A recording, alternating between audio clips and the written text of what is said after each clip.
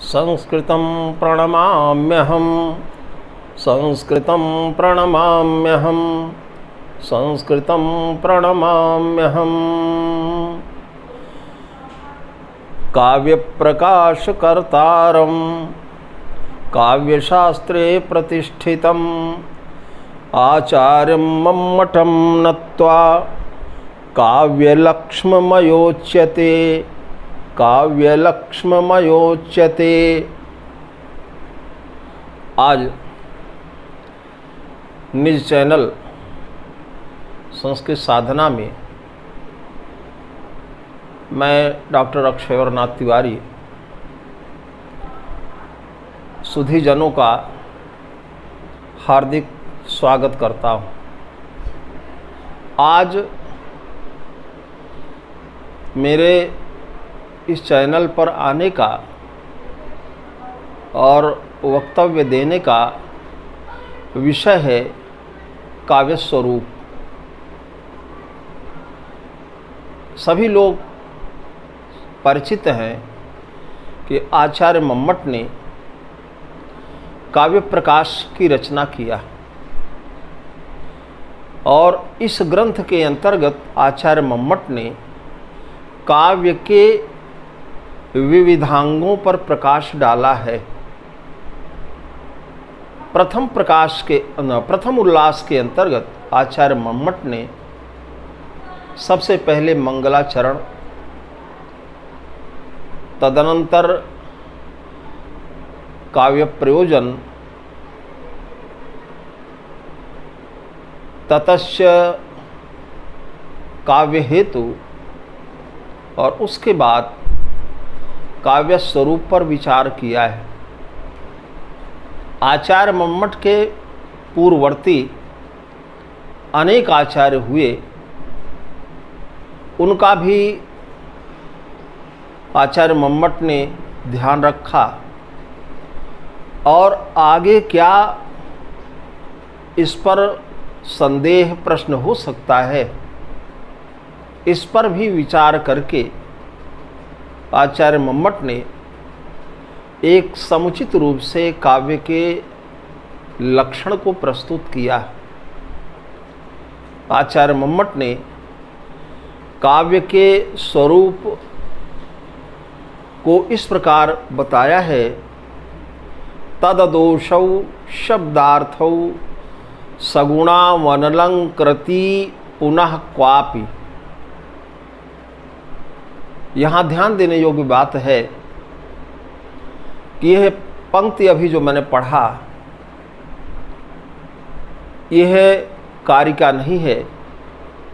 इसे सूत्र के रूप में माना जाना चाहिए।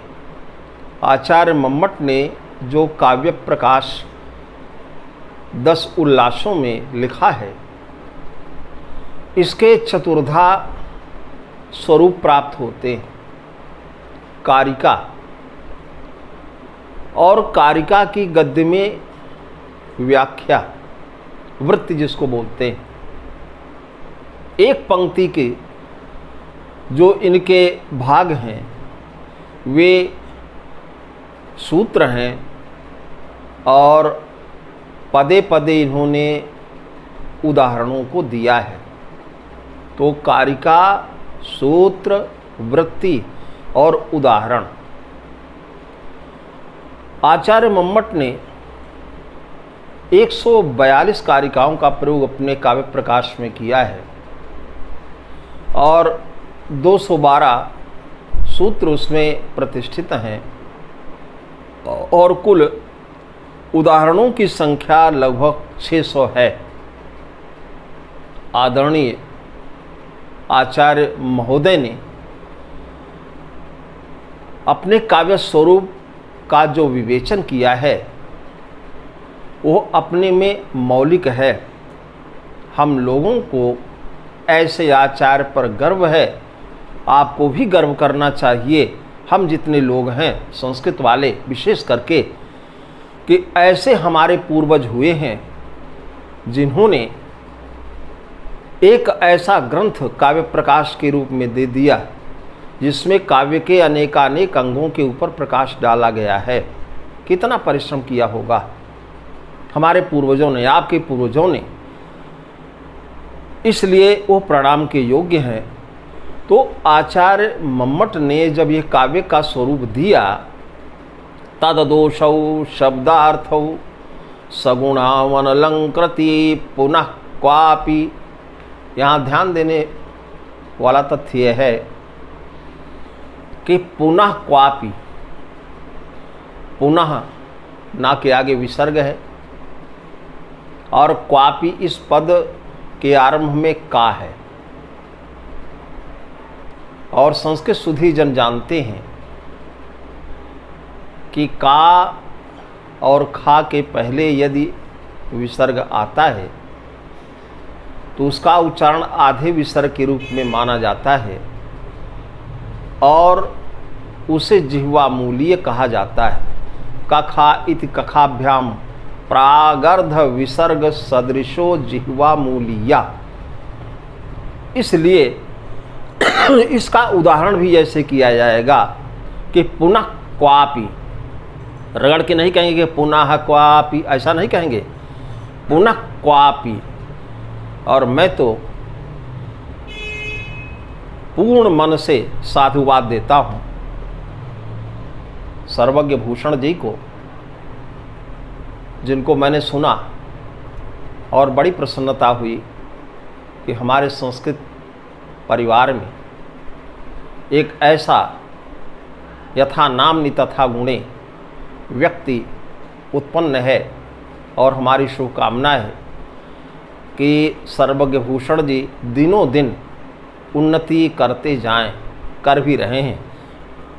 यथा नाम्नि तथा गुण इसलिए कह रहा हूँ कि सर्वम जानाति ति सर्वज्ञ, जो सब जानता है वही सर्वज्ञ है। और उन सभी सर्वज्ञों में जो भूषण है, अलंकार स्वरूप हैं, धन्य हैं इनके माता पिता जिन्होंने इनको जन्म प्रदान किया। हम इनको हृदय से बारंबार साधुवाद देते हैं। मैं पढ़ रहा था, सुन रहा था इनके वक्तव्य को, तो इन्होंने जब एक श्लोक का उच्चारण किया तो उसमें यही परिस्थिति हुई थी जो मैंने अभी बोला, तददोषौ शब्दार्थौ सगुणावनलंकृति पुनः क्वापि। तो बार बार जोर दे करके सर्वज्ञ भूषण जी ने किरातार्जुनीयम का प्रथम श्लोक पढ़ा था, श्रियः कुरूणाम अधिपस्य पालनीम। तो वहाँ उन्होंने इस चीज़ पर फोकस किया, बल दिया कि श्रियः कुरूणाम, ऐसा न पढ़िए श्रियः कुरूणाम, का और खा के पहले विसर्ग आता है तो उसे जिह्वा मूल्य कहा जाता है और उसका वाचन भी इस तरह किया जाता है। इसका ध्यान संस्कृत विद्वानों को जरूर रखना चाहिए। वक्तव्य तो YouTube पर बहुत लोग देते हैं, लेकिन वो समझाते तो हैं, समझ में आ गया ना, लेकिन स्वयं भी नहीं समझते हैं। ऐसे लोगों को मैंने देखा कि जो उच्चारण तो करते हैं कात्यायन, लेकिन वो लिखते क्या है कत्ययन। ऐसे लोगों से क्या उम्मीद की जा सकती है। संस्कृत की यह विशेषता है, संस्कृते यथा लिख्यते तथा पठ्यते तथैव श्रूयते। तो आचार्य मम्मट ने यह जो काव्य का स्वरूप दिया, तददोषौ शब्दार्थौ सगुणावनलंकृति पुनः क्वापि, तो अब इस सूत्र के 4 खंड हो गए। यहाँ तत् शब्द का प्रयोग किया गया, तदिति काव्यम, तत् शब्द का प्रयोग जो है वो काव्य के लिए किया गया। और इस लक्षण के अंतर्गत, काव्य के स्वरूप के अंतर्गत 4 खंड प्राप्त होते हैं। और यह है शब्दार्थौ, ये यहाँ पर है विशेष्य। और इसके 3 विशेषण हैं, अदोषौ, सगुणौ, अनलंकृति। यहाँ ध्यान देने योग्य बात है, इस चीज़ को जानना बहुत आवश्यक है। थोड़ा सा हम चर्चा करेंगे कि आचार्य मम्मट के पहले किन किन आचार्यों ने काव्य के स्वरूप पर विचार किया और उनका समाहार अपने काव्य के स्वरूप में आचार्य मम्मट ने किया। तो अलंकारवाद के प्रवर्तक आदिम आचार्य भामा माने जाते हैं और उन्होंने लिखा, शब्दार्थौ सहितो काव्यम गद्यम पद्यम च तद्विधा, कि जहाँ पर शब्द और अर्थ का सहकारी भाव होता है तो ऐसे शब्द और अर्थ को काव्य के रूप में कहते हैं, और यह गद्य और पद्य के रूप में दो प्रकार का प्राप्त हुआ करता है। आचार्य वामन ने काव्यम ग्राह्यम अलंकारात्, कि काव्य अलंकार के कारण ही ग्रहण करने योग्य हुआ करता है, और वहाँ स्पष्ट किया ये अलंकार क्या है, तो लिखा सौंदर्यम अलंकारा, काव्य के अंतर्गत सौंदर्य का जो तत्व है वही अलंकार है। और दंडी ने भी तो कह दिया, शरीरम तावदिष्टार्थम व्यवच्छिन्ना पदावली। तो भामा से लेकर अब तक मैंने जितनी चर्चा किया उसमें शब्दार्थ युगल का समावेश हुआ। आनंदवर्धन ने भी अपने ध्वन्यालोक के प्रथम उद्योत में वृत्त के अंतर्गत लिखा है, शब्दार्थ शरीरम तावत काव्यम, अर्थात शब्द का शरीर जो बनता है वो काव्य का स्वरूप जो बनता है, काव्य का शरीर जो बनता है वह शब्द और अर्थ से ही बना करता है। शब्दार्थ शरीरम तावत काव्यम, काव्य मीमांसा के अंतर्गत आचार्य राजशेखर ने भी तो काव्य पुरुष की कल्पना कर लिया, और ऐसे आचार्य आनंदवर्धन ने सहृदय हृदयाह्लादि शब्दार्थ मयत्वमेव काव्यम, काव्य उसको माना जो सहृदयों के हृदय को आह्लादित करने की क्षमता रखता है। इसी प्रकार से भोजराज ने आगे लिखा, अदोषम गुणवत् काव्यम अलंकारैरलंकृतम रसान्वितम कविः कुर्वन् प्रीतिम कीर्तिम च विन्दति। यहाँ भी वही बात आ गई। और आचार्य विश्वनाथ ने वाक्यम रसात्मकम काव्यम, कि ऐसा वाक्य, अब वाक्य कैसे बनेगा, तो यहाँ विचारणीय है कि जैसे राम श्याम मोहन ये हम सब कहते हैं, तो यह क्या हैं, यह हैं जिसको कह लें हम कि यह प्रातिपदिक है, इनका रूप तो चला नहीं है, और जब रूप चल गया तो पद समूहो वाक्यम, पद का समूह ही वाक्य बन गया, और वाक्यम रसात्मकम काव्यम, इसलिए शब्दार्थ युगल का सहकारी भाव आचार्य विश्वनाथ के साहित्य दर्पण में भी प्रकट किया गया। और रस गंगाधर नामक ग्रंथ के अंतर्गत पंडित शिरोमणि पंडित आचार्य जगन्नाथ जी ने भी तो लिखा कि रमणीयार्थ प्रतिपादक शब्द काव्यम, रमणीय अर्थ को प्रतिपादित करने वाला शब्द ही काव्य हुआ करता है। अब यहाँ पर विचारणीय है कि आचार्य मम्मट के काव्य स्वरूप की, जिसमें उन्होंने तददोषौ शब्दार्थौ सगुणा वनलंकृति पुनः क्वापि कहा है। तो जैसा मैंने अभी चर्चा किया, इस सूत्र के अनेक खंड हो गए। मैं चर्चा ये कर रहा था कि इसमें शब्दार्थौ तो है विशेष्य, शब्दार्थौ तत्, शब्द और अर्थ तत् माने काव्य है, किंतु शब्द और अर्थ कैसे होंगे, तो लिखा कि अदोषौ, ये प्रथम विशेषण है शब्दार्थों का, और द्वितीय विशेषण है सगुणौ, और तृतीय विशेषण है अनलंकृति। यहाँ पर ध्यान देने योग्य बात है के अनलंकृति ता के बाद दीर्घ ईकार है। तो इस प्रकार से इसके जो 4 खंड हुए तो शब्दार्थों यह विशेष्य हुआ, आदोषौ, सगुणौ, अनलंकृति यह विशेषण हुआ। नियम है ये संस्कृत में या विशेषेषु दृश्यन्ते लिंग संख्या विभक्तयः प्रायस्ता एव कर्तव्या समानार्थे विशेषणे, कि जो विशेष में लिंग विभक्ति वचन होता है विशेषण में वही रखा जाता है और वही आचार्य मम्मट ने यहाँ पर किया हुआ है।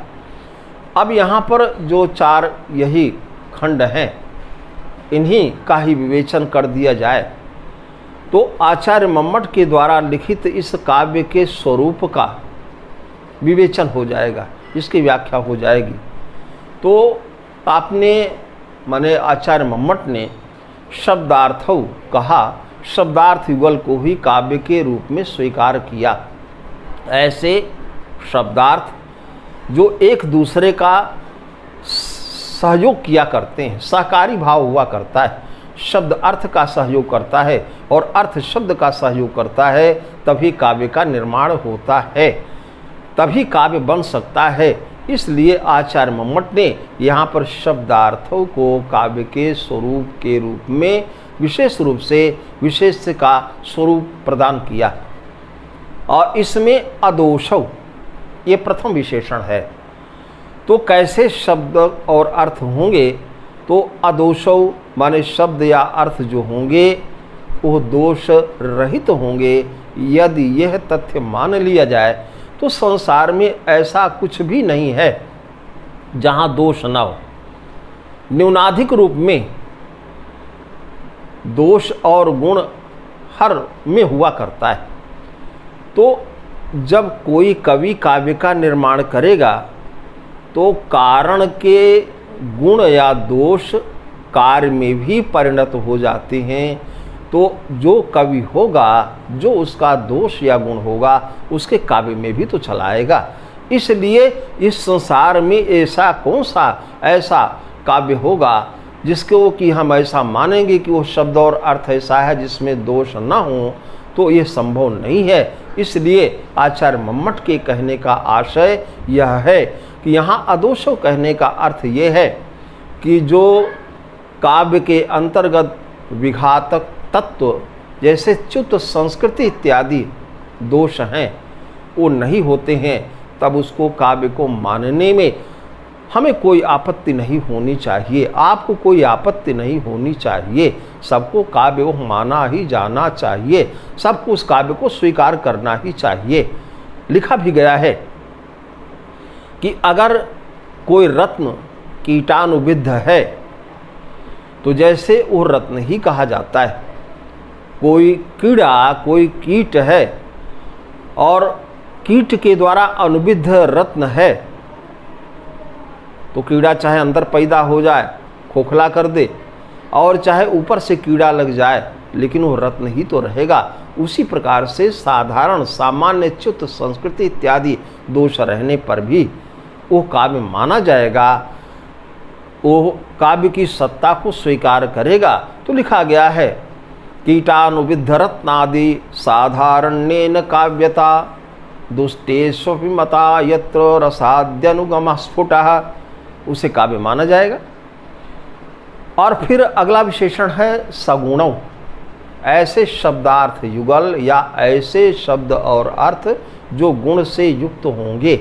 अब ये गुण कौन से हैं, तो आचार्य मम्मट ने तो 3 गुणों को स्वीकार किया है। काव्य प्रकाश के अष्टम उल्लास में आचार्य मम्मट ने लिखा है माधुर्योजा प्रसादाख्यास्त्रयस्तेन पुनर्दश, कि माधुर्य ओज और प्रसाद ये गुणत्रय हुआ करते हैं और फिर ये 10 नहीं हुआ करते हैं। 10 इसलिए नाम वहाँ पर लिया कि आचार्य बामन ने 10 शब्दगत और 10 अर्थगत गुणों का उल्लेख किया है। उन्होंने ओजा प्रसाद श्लेष समता समाधि सुकुमार उदारता समता समाधि इत्यादि 10 गुणों को दिखाया है और इनका विभाजन शब्दगत और अर्थगत रूप में किया है।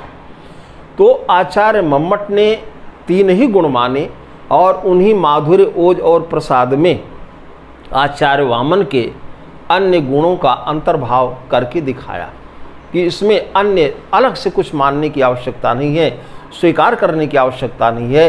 तो ऐसे शब्दार्थ युगल काव्य होंगे जिनमें कि गुण की प्राप्ति होगी। और अगला इनका विशेषण जो है वो है अनलंकृति। ऐसे शब्दार्थ युगल जिसमें अलंकार प्रकट रूप में प्रकट भी न हो।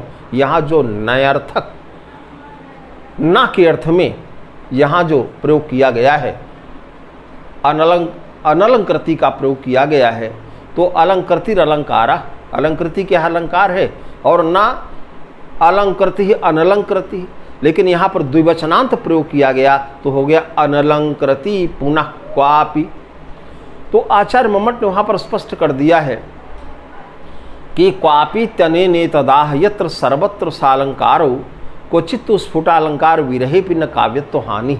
यद्यपि हर स्थान पर काव्य में अलंकार होगा, शब्दगत होगा तो शब्दालंकार कहा जाएगा, अर्थगत होगा तो अर्थालंकार कहा जाएगा, किंतु यहाँ पर जो नए तत्पुरुष का प्रयोग किया गया तो यहाँ पर ऐसे प्रयोग के द्वारा ये आचार्य मम्मट संकेत देना चाहते हैं अपने काव्य प्रकाश के अंतर्गत कि यहाँ पर नए तत्पुरुष प्रयोग करने का आशय ये है कि जहाँ पर स्पष्टतः अलंकार प्रकट नहीं भी होंगे, अलंकार के कई तरह के विवेचन हैं, लेकिन एक अलंकार का स्वरूप वो भी बनता है जो स्फुट होगा, प्रकट होता है, और एक ऐसा होता है जो प्रकट नहीं होता है, जो स्फुटित नहीं होता है। इसीलिए लिखा कि क्वचित स्फुट अलंकार विरहे न काव्यत्व हानि।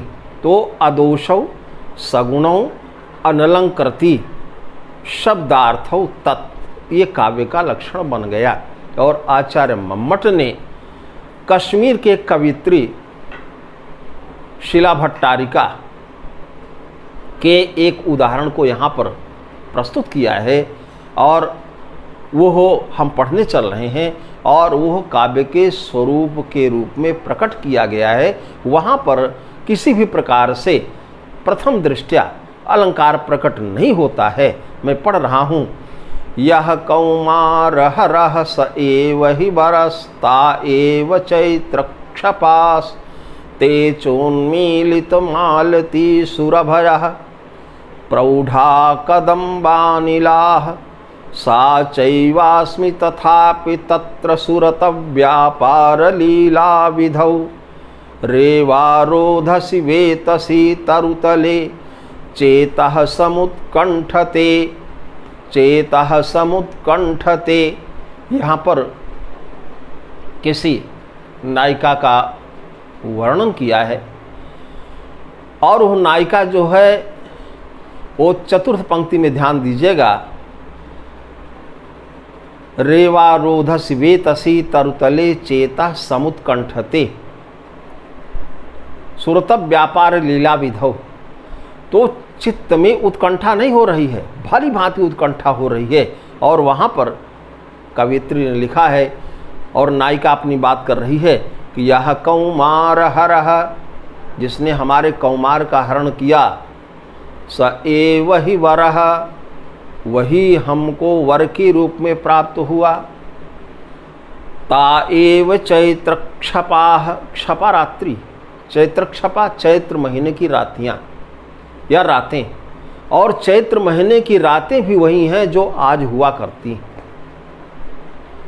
यह कौमार हरः स एव वरस्ता एव चैत्र क्षपास्ते चोन्मीलित मालती सुरभयः प्रौढ़ा कदम्बानिलाः, और कदम्ब के वृक्षों का संस्पर्श करती हुई हवाएं जो मालती के सुगंधि को प्रकट कर रही हैं, वो पहले भी थीं, आज भी हैं।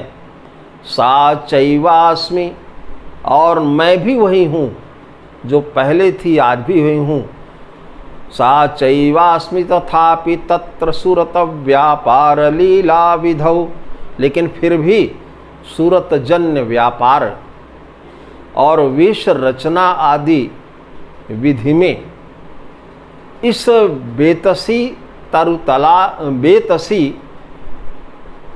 तरु के नीचे नर्मदा नदी के तट पर समागम करने के लिए मेरा मन उत्कंठित हो रहा है। यहाँ पर प्रकट रूप में कोई अलंकार नहीं है। पढ़ा जाए, यह कौमार हरः स एव हि वरस्ता एव चैत्रक्षपास्ते चोन्मीलित मालती सुरभयः प्रौढ़ाः कदम्बानिलः सा चैवास्मि तथापि सुरतव्यापार लीला विधौ रेवारोधसि वेतसी तरुतले चेतः समुत्कंठते। सब कुछ जो पहले था वही आज भी है, लेकिन फिर भी समागम के लिए चित्त हमारा पूर्ण रूप से उत्कंठित होता चला जा रहा है। अब यहाँ पर देखा जाए तो प्रथम दृष्टया कोई अलंकार नहीं है। आदरणीय हमारे चिंतकों ने इस पर विचार किया, इस उदाहरण के ऊपर, और उसमें दिखाया कि देखिए इसमें दो अलंकार हैं जो स्पष्ट नहीं हैं। इसलिए कि आचार्य मम्मट ने वृत्ति में कहा भी है कि यद्यपि सर्वत्र सालंकारो क्वचित्तु स्फुटालंकार विरहिपिन काव्यत्वहानि, लेकिन इस उदाहरण के अंतर्गत स्पष्टतः स्फुट रूप में कोई अलंकार नहीं है। आचार्य मम्मट को मालूम था और हमारे चिंतकों ने इस पर विचार किया और इसमें लिखा, इसमें अपने विचार को डाला, और डाला तो यह प्रकट किया कि देखिए इसमें दो प्रकार के अलंकार हैं जो कि प्रकट नहीं है। एक है विभावना, विभावना बिना हेतुम कार्योत्पत्तिर्यदुच्यते। विभावना अलंकार वहाँ पर होता है जहाँ पर कार्य की उत्पत्ति बिना हेतु के हुआ करती है। यहाँ पर समागम की इच्छा बराबर होती जा रही है, लेकिन उस समागम का हेतु कुछ नहीं, इसलिए कि पहले भी जो था वही आज भी है, कोई नया नहीं है, लेकिन फिर भी चित्त में समुत्कंठा प्रकट हो रही है। ये बार बार चित्त में मन हो रहा है समागम करने का, तो इसलिए यहाँ पर यह विभावना अलंकार भी है और देखा जाए तो विशेषोक्ति भी है। विशेषोक्तिरखंडेषु कारणेषु फलावचः, कि अखंड कारण हो लेकिन फिर भी फल की प्राप्ति न हो। जो जो परिस्थितियाँ इस नायिका के सामने पहले थीं वही आज भी हैं, सब कुछ वही है, कोई अंतर नहीं है। तो यहाँ पर चित्त में समुत्कंठा होनी नहीं चाहिए, इसलिए अखंड कारण है चित्त में समुत्कंठा शांत हो जाने के। लेकिन फिर भी यहाँ पर देखा जाए तो यहाँ उन कारणों के होने पर भी फल की प्राप्ति, चित्त में समुत्कंठा का न होना, ये नहीं प्रकट हो रहा है, नहीं दिखाई पड़ रहा है। तो यहाँ पर दो प्रकार से अलंकार हैं, विभावना और विशेषोक्ति, और यह दोनों ऐसे हैं जो अस्फुट हैं, प्रकट नहीं हैं, स्फुट रूप में यहाँ पर नहीं आ पाए हैं। अब यहाँ पर यह देखा जाए कि यहाँ पर आचार्य मम्मट ने भी लिखा है, अत्र च स्फुटो न कश्चिद अलंकारा, यहाँ स्पष्ट रूप से तो कोई अलंकार है नहीं, लेकिन यह है कि करुण विप्रलम्भ श्रृंगार का, हाँ करुण विप्रलम्भ श्रृंगार का यहाँ पर विषय है, इसलिए इसे हम रसवत आदि अलंकार भी तो नहीं कह सकते। इसलिए है तो ये उत्तम काव्य, उत्तम काव्य की श्रेणी में गिना जाएगा। इसमें कि नायिका भी है, अर्थात जैसे कि कोई रस होता है तो उसका कोई स्थायी भाव होता है, विभावानुभाव व्यभिचारी संयोगाद रस निष्पत्ति ही, और उसका कोई विभाव होता है, अनुभाव होता है, व्यभिचारी भाव होता है, सारे तत्व इसमें विद्यमान हैं। इसलिए यहाँ पर करुण विप्रलम्भ श्रृंगार का विषय है और यह उत्तम काव्य के रूप में स्वीकार किया गया है, किंतु यहाँ पर प्रकट रूप में कोई अलंकार नहीं है। इसलिए आचार्य मम्मट का जो विचार है, उनका जो मंतव्य है कि तददोषौ शब्दार्थौ सगुणावनलंकृतः सगुणानलंकृति क्वापि, तददोषौ शब्दार्थौ सगुणावनलंकृति पुनः क्वापि। ये जो इनका लक्षण है यहाँ पर सटीक बैठ जाता है कि ऐसे शब्दार्थ युगल को हम काव्य के रूप में स्वीकार करेंगे जो दोष मुक्त होंगे, या ईषद दोष जैसे च्युत संस्कृति इत्यादि दोष नहीं होंगे, उनमें गुण की प्राप्ति होगी, हाँ, प्रकट रूप में अलंकार नहीं भी होते हैं तब भी हमें उसे काव्य को मानने में कोई हानि नहीं होनी चाहिए। धन्यवाद।